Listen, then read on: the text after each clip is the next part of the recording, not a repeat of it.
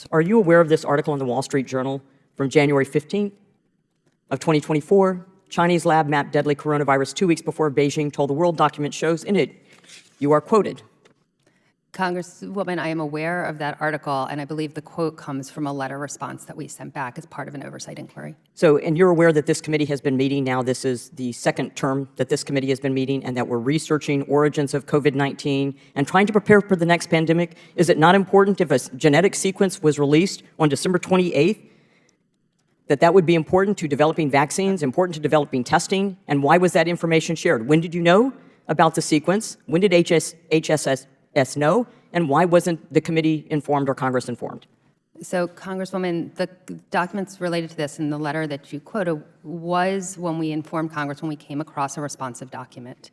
I believe, and I need to double check, that that was provided, hence the letter with that.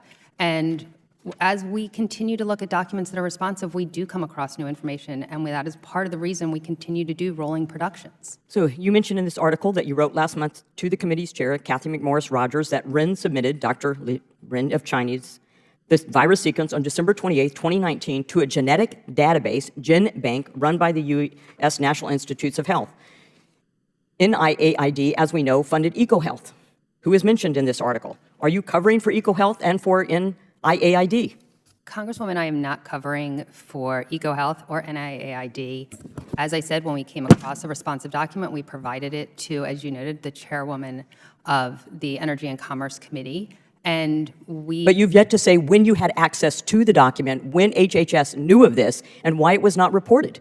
I would say this is extraordinarily important to preparing for the next pandemic. We know that there's immediate disclosure of viruses that can lead to a worldwide pandemic.